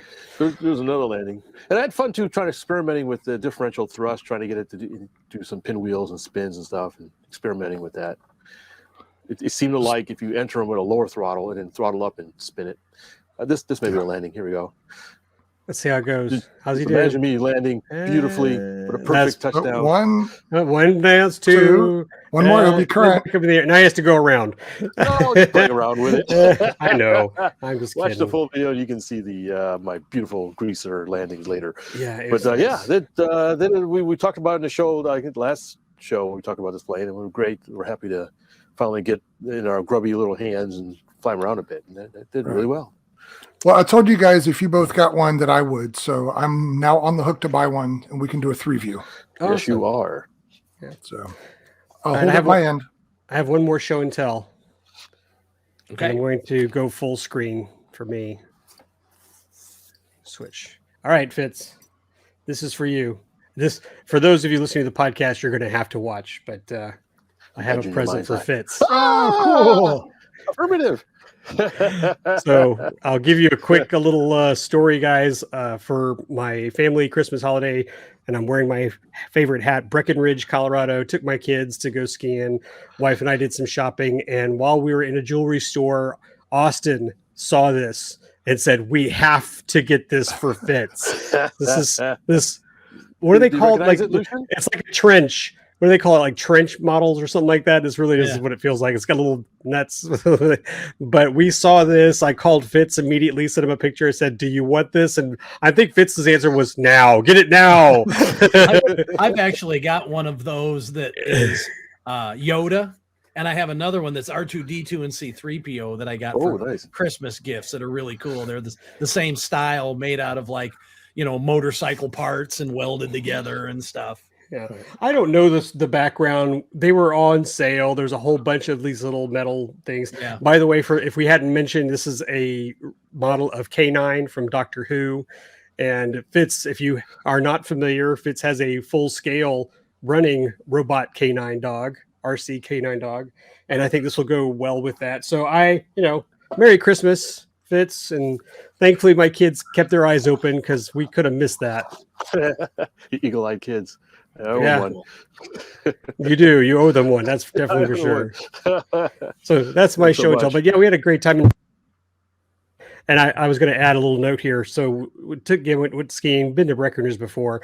Austin brought his timber, UMX timber. And we learned the equation of density altitude. Because boy, we were on the slope. The slope was closed, so we weren't near anybody, and he was running pretty much full throttle. It was like, Dad, it's doing everything I can to keep this in the air, and our battery life was in half, and it LVC'd pretty darn quick. But we did it. That's all that mattered. We got out there. We brought the plane with us all the way to Colorado. He flew. We landed. I did that one time.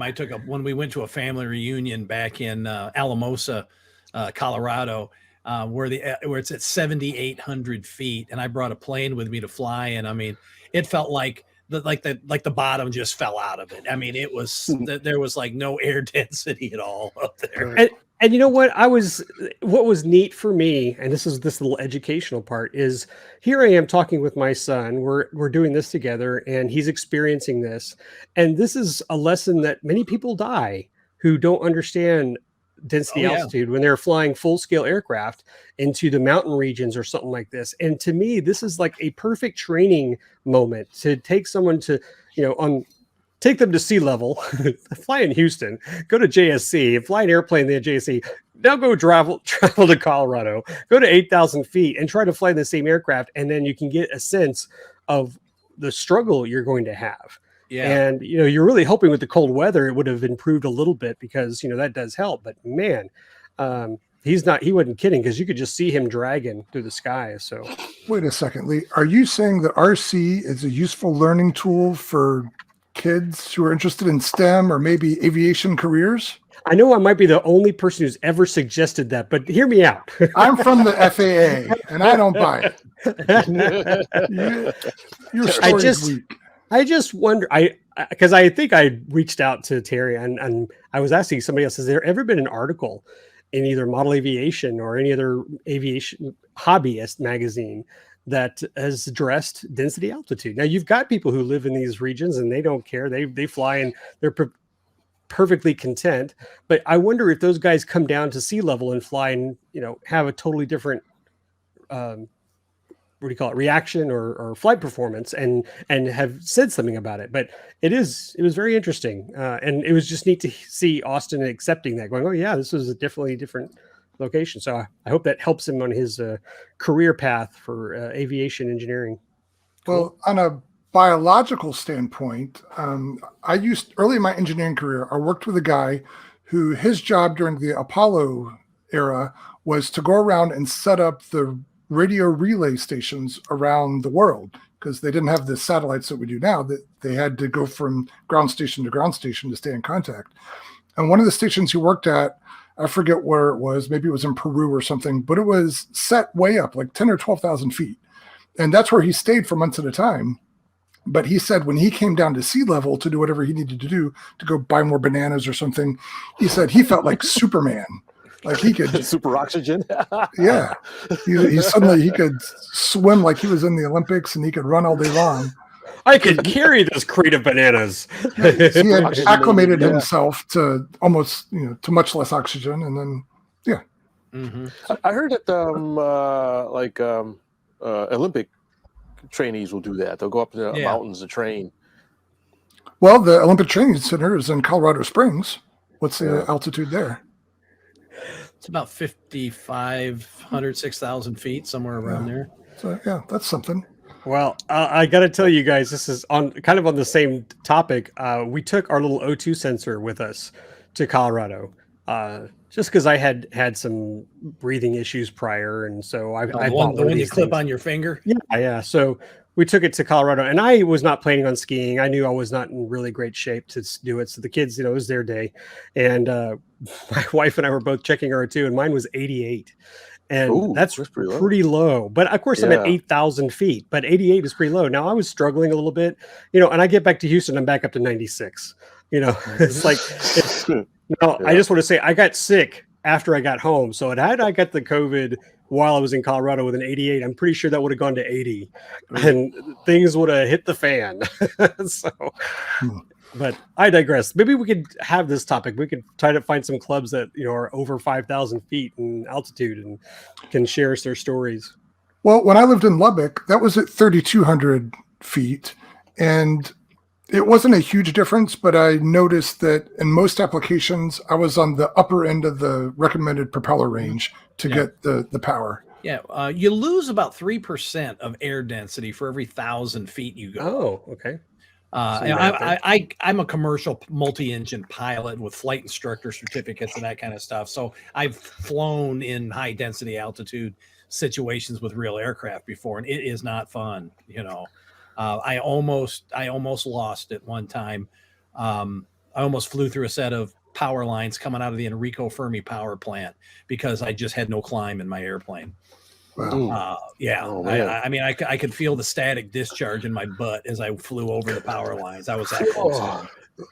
So, I charged my battery while I was flying over inductive charging. And that's one thing that they drill home when you're getting a pilot's license is, you got to study the density altitude charts, because you can have an airplane that's got an 800 foot per minute rate of climb at sea level, and you get up at a certain density altitude and it drops to like 150 feet a minute. And when you're only climbing at like 2.5 feet per second, it takes a long time to get over 100-foot obstacle. I was going to say, that hill comes at you really quick. So, you definitely got to take it. And I talk to customers all the time that call me for power system recommendations, and they'll say, hey, well, I'm in Denver. And I go, oh, well, that makes a whole different story, because when you're up at that altitude, right off the bat, you've lost 20% of the available thrust from your motor. Because you lose 3% for every 1,000 feet you go up. So if you're at 6,500 feet, you've lost 20%. And so the way we compensate by that, is instead of running like a 12.6 prop, you'd run maybe a 12.8, or or instead of a 12.6, you run like a 13.6.5, and it pulls the same current as a 12.6 would at sea level and makes about the same amount of thrust, but you just got to move more air because it's so much thinner. Would you also have the option just to change the higher KV motor? You can. You can go with a higher KV motor and use the same prop, and your current, will be down. The motor makes, the power output of the motor is about 20% lower because the air is 20% thinner, and that's the drag on the prop that makes the motor pull current. So a lot of times, guys will have to compensate, for altitude.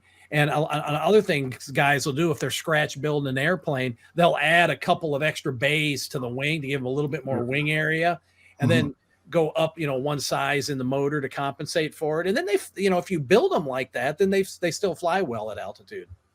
Right. Makes sense. It kind of reminded me of the helicopter on Mars, right? The Mars has what, reverse atmosphere or something like that.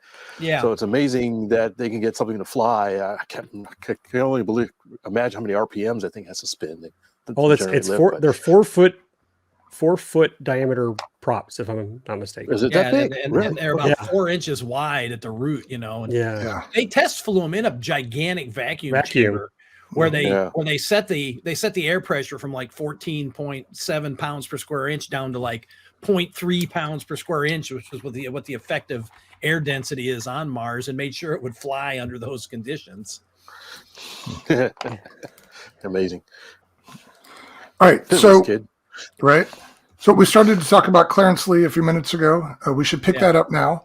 I don't know much about him. I just know he's famous for his work in the model engine field, but I can't give his obituary. Well, he was a prolific writer for RC Modeler magazine and did the engine column for decades, back in the day, back in the 70s and 80s and stuff. And he was it's called Engine Clinic.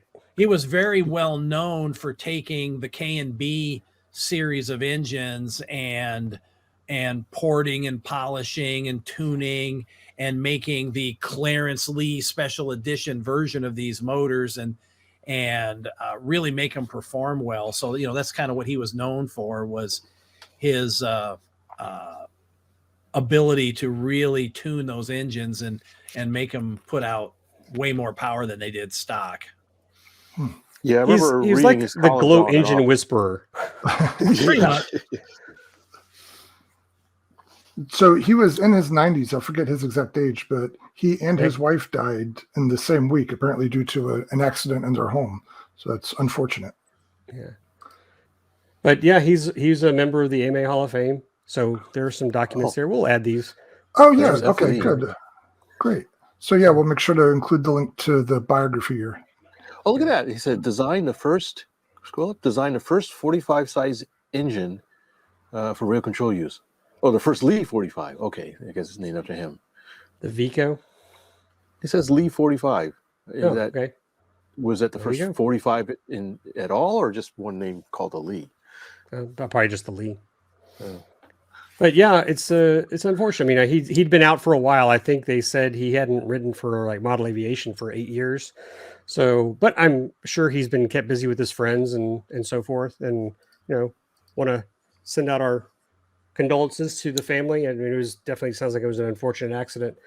But I do have somewhere in my collection his book on engine performance, because I think a lot of us who are just wanting to throw their glow engines out the window, I'm guilty. I tell you, K&B and Fox Motors were not my friends. Until OS came around, I was very angry glow engine pilot. But my OSs have been very nice, and my Sato. But I digress. I know that a lot of people followed him, and as one of them here, it says one of his best control line endeavors was placing third in precision aerobatics in 1955. So pretty sure that control line was very popular for his stuff too. Mm-hmm. All right. Let's see. What else do we have on our list here? Oh, Lee, maybe you're the best person to talk about this. The rumors of Sig's death have been greatly exaggerated. They were.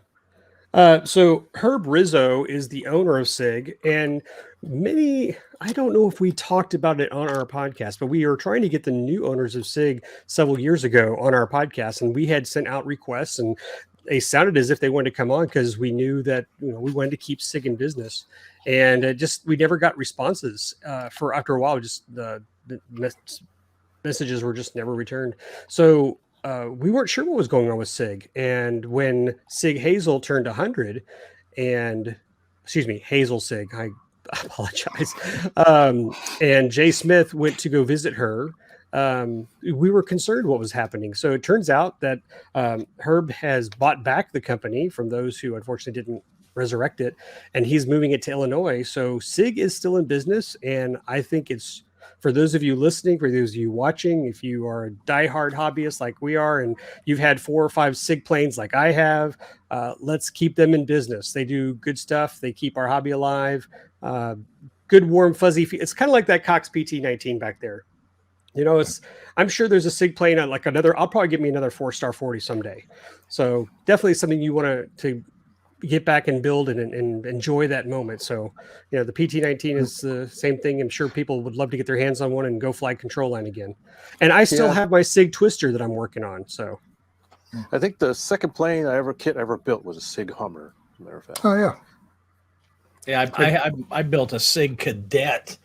Oh, yeah. My God, back in about 1976. And that was one of my first RC planes. Wow. that was one of the first glow engine planes I flew, was a Sig Cadet. Cool. So the good news is they're still in business. You can still go to Sig Manufacturing on their, well, first you can go on their webpage, but you can also go on Facebook, and hopefully we'll keep track and see how well they're doing once they move to Illinois, and maybe we'll follow up and get Herb on the line.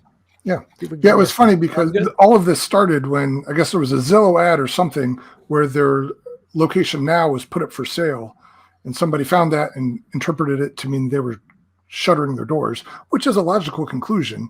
But within a couple of days, they came out and said, "Nope, here's what's really going on." So now we know. Yeah. So we'll follow up in a month or two and see how they're doing. Yeah, sounds good. All right. I think we had all the things on the list. Did I miss anything? No, I think that's it. But I'll take that silence as a no. And Lucian's in the Eastern time zone, so we're keeping him up late. It's just 10 o'clock here. I'm usually up till 11 every night, so not a biggie for me. I'll add one more because I put this post on Facebook earlier today. But going on vacation, getting sick, I've been out of my hobby shop, and I just got to tell you guys, it was like an epiphany. But I told my wife, said, I'm going to go in the workshop and hang out there for a while. I have a TV in there. It's like, I'm just going to sit around and just piddle around. And sure enough, I started getting busy, and it was like a Zen moment. I was relaxed. I wasn't coughing, and I got busy. And, sometimes when you get that way, you find your focus, things come around. And so there are these two planes that I got. I think you might remember, Fitz, but from the Richardson swap meet, the people that were sitting next to us had these bashed up planes, and they gave me the fly zone because it was broken. And I bought the UMX for a couple of bucks from them because it was smashed up too. You really can't tell in those photos because I've repaired them. But the tail was broken off on the fly zone 182. But this was good therapy. The healing process. So I just want to say, if you get a chance, if you've been away from your hobby shop or your bench and you're listening to this message, I will say, take some time for yourself and get back in there and enjoy it. Because I came out of that workshop, talked to my wife, said, God, I feel better. It's just something about going in there and working on it. And again, having the TV in the background and just trying to stay focused. And I fixed the UMX last night and got it flying. So I just, because it's got lights, it's actually flies pretty good. Now the flap servo broke because that's probably why the guy crashed it or whatever, or didn't want to fix it. And so I just sealed it up, and you don't need flaps for it. And that sucker flies great. And I haven't flown the 182 yet, but the 182, this is an old Fly Zone kit, but it was a brush motor. So going back to an earlier conversation, I 3D printed a new motor mount. For a brushless outrunner. So it actually fits and glues into the 400, maybe it might be a little smaller can motor. And it looks like it's stock, doesn't it? Looks like it's supposed to be like that. Yeah. And fixed the wing and replaced a bad servo. And, I'm ready to go fly that sucker. So just a reminder to spend some time for yourself and work on planes, and maybe find that trash plane that someone's given up on, and you take it home and give it a new life. And I'm actually going to be honest here. One of those planes I'll probably donate. I don't know which one yet. I mean, it's probably going to be the Fly Zone, but we'll see. But it's like, this is a great opportunity if you are in this hobby and you know of other kids who want to get into it. Find those little planes that might just need a little bit of repair. Bring them back to life and hand them off to somebody else. Make their day. Pay it forward. All right. Cool. Yeah, I know what you mean. If you've not been able to get in your shop for a little while, the longer that gap is, the less you remember how much you need it. And then when you get back in there, you're like, oh yeah, and you just rub some balsa dust and you smother it and sniff some CA fumes, and you're like, oh yeah. That's what it feels like. I opened up a tube of Ambroid when it was in there. Does that there count? You go. They should make like Ambroid scented candles or something. Or like nitro exhaust candles. I used Ambroid cement to build that Sig Cadet that I built back then, because the CA glue didn't exist yet. Yeah. Ambroid and 5-minute epoxy. That's what we built with. Build a wing panel, and then let it dry overnight, and then build another wing panel, let it dry overnight. Build the stab, let it dry overnight. Well, Lucien, you're not man. far from the truth. I actually purchased a couple of tubes in really good condition of Ambroid a couple of months ago, and Terry mailed them to me because it was at an auction up there. And I'm going to use them again, and I'm going to build another balsa kit. I have a couple of old vintage gliders up there, so I plan to do that. Now I will have to open up a couple of windows. But boy, I when I got those tubes and I took it, just my flashback, man. I tell you, it's amazing. It's like at the end of Ratatouille when the guy. It's exactly the end of Ratatouille. I posted that already on our Facebook page. So yes, it's exactly it. No doubt about it. I remember being in the basement all day building a model airplane and then stumbling up the basement. Yes. Now I know what Dad was liking the dope and the Ambroid and all that. The rattle cans. Lucien's in the liquor cabinet again. All right. Yeah. Before we let Lucien go, I do have one more question. We looked earlier at your 3D printed motor mounts, and those are specifically for brushless outrunners that have a rear bolt pattern. Right. Oh, So on our last episode, Fitz knows. On our last episode, we were talking about a project I'm working on where I'm actually going to power it with an Astro 25 motor, an old Cobalt motor. Right. The problem I'm running into is that all the mounts I can find for Astros use hose clamps and other ugly things, but I want this to be a pretty mount that showcases this gold anodized beauty. So I guess my first question would be, do you think that the PETG that you use is strong enough for a clamshell type mount or something that would work on an Astro? It's a 25 size, so I don't know, 600-800 watts. And if not, what options do you think exist? Well, the thing you got to be careful of is obviously, how hot it's going to get. PLA plastics, they start to deform and soften at 120 or 130 Fahrenheit. So you can't really use those for making motor mounts. Now PETG printed at 240 C, which is something like 450 Fahrenheit. It's like hotter than French fry oil. It's pretty hot, and it's pretty temperature stable up to about 170 or 180 Fahrenheit. Before it starts to plastically deform because it's getting too warm. So if you design a mount that has adequate cooling ventilation and you can get air inside the mount around the motor to keep the actual mount cool, I wouldn't see a problem with doing something like that. I know some of them, cobalt brushed motors, they got the Sumerian cobalt magnets in them, hence the name. And, Sumerian cobalt magnets are rated for like 350 degrees C before they start to demagnetize. So, you could run those motors literally smoking hot and you wouldn't damage them. But you had to be careful you didn't melt the enamel coating off the wire windings on the stator, or the rotor in those cases, because the rotor spun in those. But as long as you get some airflow across it, I wouldn't see a problem with it. But I wouldn't be putting 780 watts through an 800 watt motor. If you got the motor properly derated and you've got enough air circulating through the mount. And that's the cool thing about 3D printed mounts. We've made some 3D mounts before for like rear engine airplanes, like right wing Drax and stuff. And we've built like shaker hood scoops into the mount that channels down and blows air through the motor to keep the motor cool,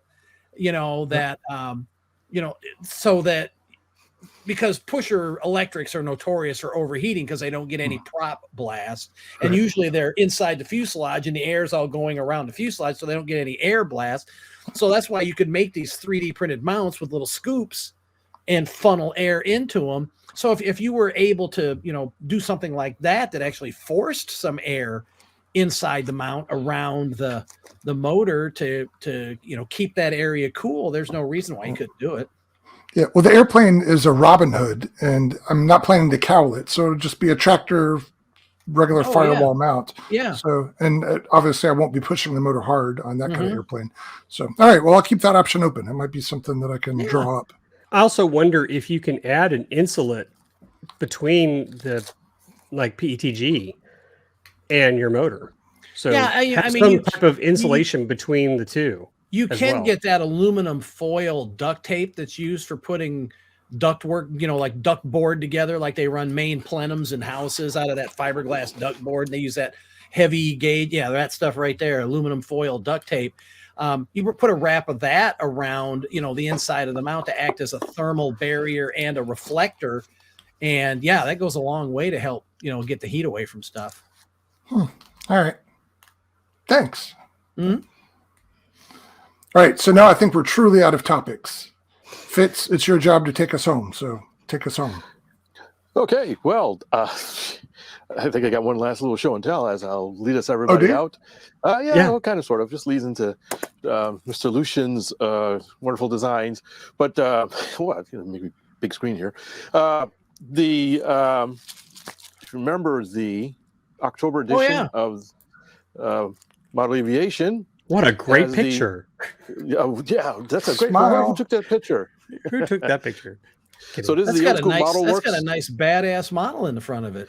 Yes, it does. This has one of Lucien's badass motors that flies it with authority on 3 and 4S. And your speed controller as well in there. And it's a great power setup. I also have the same power setup in my Javelin from Old School Model Works. Mm-hmm. And there's a funny story about that. The Javelin is a wonderful flying airplane. And I had a club member who was interested in a model. He says, hey, I really like that model. Would you sell it or trade it or something? And I said, yeah, sure. I got, I can clear up some space reluctantly. But the first thing I did was, before I was going to offer it to him, is I took out the badass motor out of it because I wanted to keep the motor power setup because I flew it so well. It's like, I'm going to derate this plane. You're going to get. I think that was our 3515 940 motor. I think was the recommended one for that. And sounds right. It does real well in that airplane. Oh yeah, it was fantastic. The motor I replaced it with was noticeably had less power to it. It flew okay, but and I knew this person wouldn't appreciate the extra power anyways. So.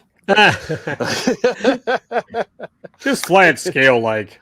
Yeah, he would have. He's not a a turn and burn kind of person. So it was mutually beneficial. But I've been a fan of your motors and stuff, Lucien. That's fantastic. It's great to talk to the engineering mind behind all this. Thank you so much. We've been working in collaboration with Mark over at Old School Model.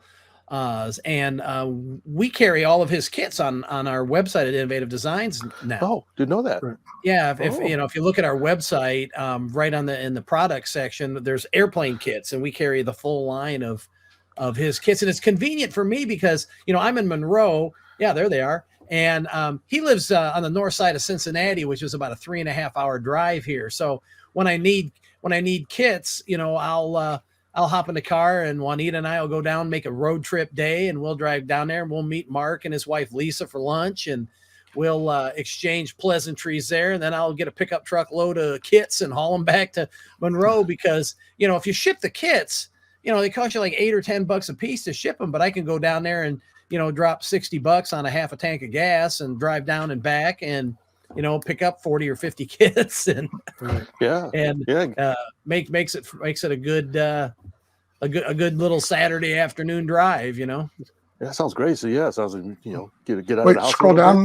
Scroll down a little bit, Fitz. Yeah, and what we do on our website is we also, for each one of the kits down near the bottom of the page, we give the recommended power system in our Badass, our Cobra, and our Tempest line. So it takes all the guesswork out of it. If you want to buy this kit, pick one of these 3, boom, and you're good to go. Yeah, kind of a one-stop deal. Everything. Yeah. So that's the Mamba that my buddy Mark built in Buffalo. Mm-hmm. So small world. That. Yeah. So, I think it's interesting that you and Mark are working in collaboration to set up preferred power systems for these models, because I've published a few different plans, and from doing that, I've learned that some people follow your recommendations on the plans religiously. When I look at plans and it has a motor, I'm like, okay, I just need something with about that wattage, and I need servos about this size to do this. I don't think I have to copy it exactly, but some people do. So if you put a motor that's either not available or whatever, that's the exact one that certain people are going to want. So I've had to be very careful about putting motors and accessories in my plans that people can find and get. Otherwise, they're stumped. Right. So it's good that you have that turnkey option for those kits. Mm-hmm. Good marketing. Yeah, for sure. It helps everybody. And a lot of people, when they're getting into electric electric is a whole new language that you've got to learn and a whole new, mindset. And a lot of people are just, if you get anything 40 kit, you put any 40 glow engine in it, you're done. It's so simple. But when it comes to electrics, there's like 27 different motors you could put in this thing with different KVs and different batteries and different props and all this other kind of stuff. And it can get very, very confusing. And so, that's why we put a glow to electric conversion guide on our website. So people can say, well, I got a 40 this, what motor do I need? Here's a motor, speed controller, prop, battery that replicates a 40 glow. So we've tried to do all that kind of work to make it as easy as possible for people. But I get phone calls every day like, hey, I'm new to electric. I don't have a clue what I'm doing, but my buddy Mark at the field said, call you because you know what you're doing. And what do you recommend? And I'll recommend them, the right motor, speed controller, battery, prop, the whole setup. And inevitably I get either a call or an email back about a month later going, oh my God, it flies beautiful. Thank you so much. And, it was so great to, talk to somebody that actually understands this and could steer me in the right direction, because you can go down a very rocky path and burn up a lot of power systems if you don't buy the right stuff and match it correctly. Yep, indeed. So. All right, third try, maybe. There what do they call this? An Irish goodbye. Like squirrel. No, that's the one where you sneak out. Sneak out. Yeah, I forget what the one where it takes forever is. Anyway. All right. Well, Lucien, thank you so much for joining us. We really appreciate it. Fantastic talking Thanks for to you. having me. Awesome. Hopefully we can have you on again at some point if you got a bunch of new stuff that pops up or whatever, or we got another mystery electronic question we need to ask. My plane flew backwards without the battery and the transmitter turned off. But that's my job. Yeah. Almost lost my train of thought. But we really enjoyed your time. If you do you have any last words you'd like to give to our audience before we go? Well, just hey, give electrics a try. If you have any questions, you can always contact us, at innovativedesigns.com. And we'd be happy to, get you hooked up with the electric power system that'll work great for your model. Fantastic. All right. On that note, I think we will head out. Thanks, everybody, for joining us on this first episode of the year.